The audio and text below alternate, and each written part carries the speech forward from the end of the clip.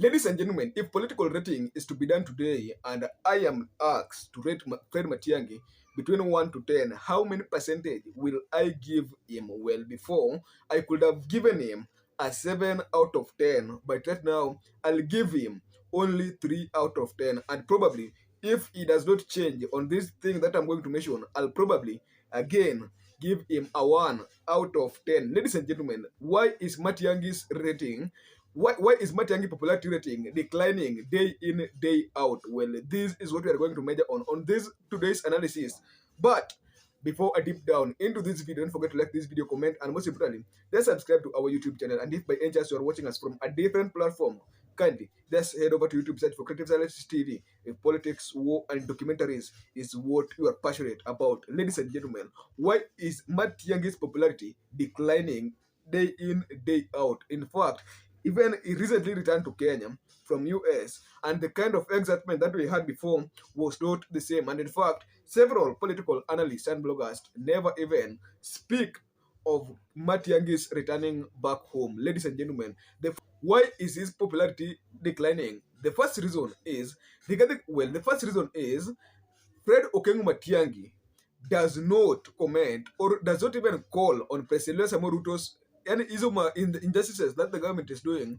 Fred Matiangi does not even speak and point at the and does not finger point on president. Whatever he does, let's talk an example of the abduction that has been going on. None other than Fred Okengo Matiangi has not been speaking of abduction. Well, we recently had a case where a political blogger, none other than Albert Ojuang, was abducted and also alive in a police custody. Well, Fred Okengo Matiangi, in fact, did not even made a tweet on his phone just to give condolence message, and in fact even record a video of him just trying to condole with the Kenyans. Ladies and gentlemen, a good player always knows the best time to strike, because Cristiano Ronaldo atakuwa anafuata kimpira the whole field, atakimbia aende defense, aenda katikati, aenda katikati, aenda cheze wing, arudi midfield. Well, anajuaga tu vizuri, anakaa hapa, na if opportunity imetoka vizuri, Cristiano Ronaldo or even Messi will score the goal. And think that that is what Fred Matiangi does not know. He doesn't understand that during this political crisis where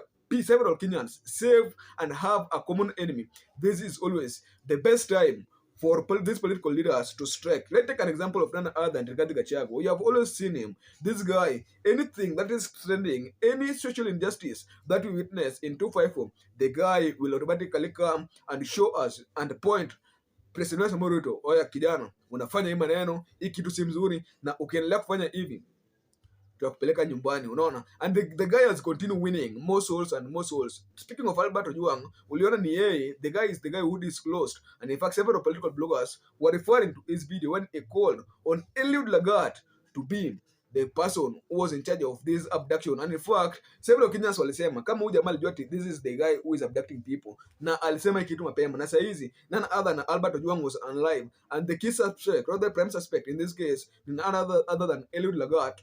You see, several people are now trusting on what Rigathi Gachagua does. Just imagine that ingekuwa ni Matiangi then I make such comments pertaining the trending stories and people and the social injustices that we have in 254. The kind of popularity that huyu jamaa angekuwa nayo saa hizi ni ile yenye haiwezi nunuliwa. Na mimi saa hizi nadhani saa hizi ningekuwa nimempatia a 8 out of 10 from that 7, na saa hizi lakini nimerudisha to 3 out of 10.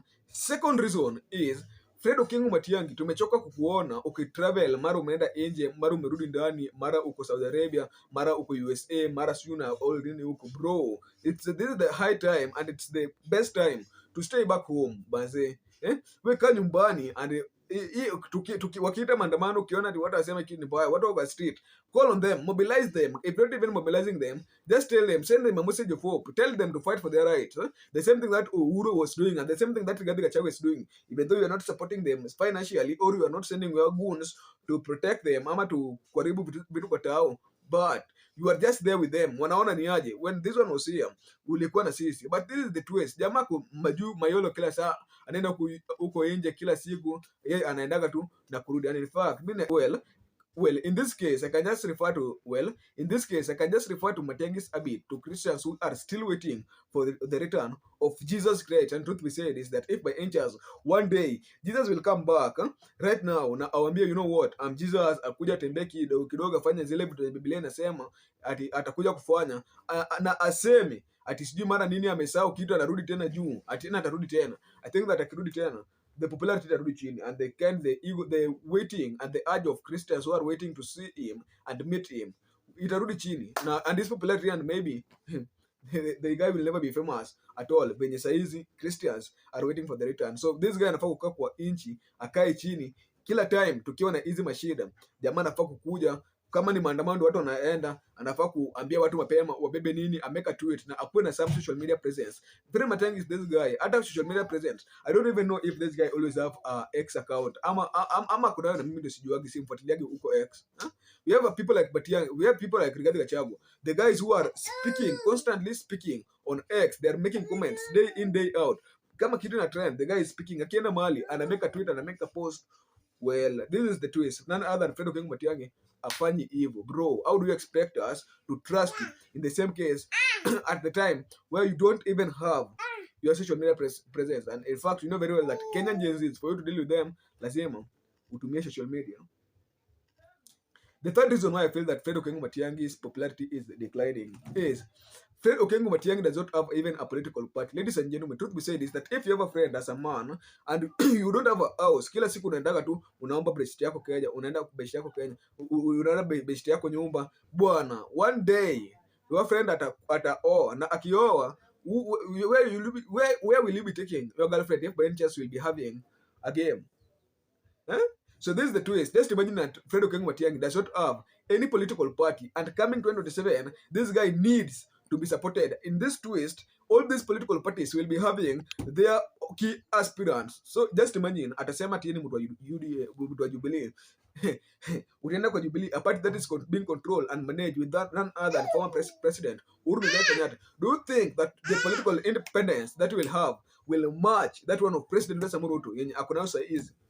Bro, I think that Fred Matiang'i we should be right now comparing him to that one man who does not even own a house. Na kama mechi imekuja, jamaa kitaka mechi, he always have to ask his friends for a house. Akama haja ask for a house, ndio akuwe na mechi, na ajue what he should know is that one day that friend will have a wife. Na kama amekuwa na bibi, bro, you will seriously suffer in the hands of unknown people just looking for house ili accommodate na your sweetheart. Anyway guys, let me know on the comment section, what do you think that Fred Matiang'i popularity and his political rating card right now in a decline? See you kama ile ya kitambo. At last, I was your host Silas. Await till next video.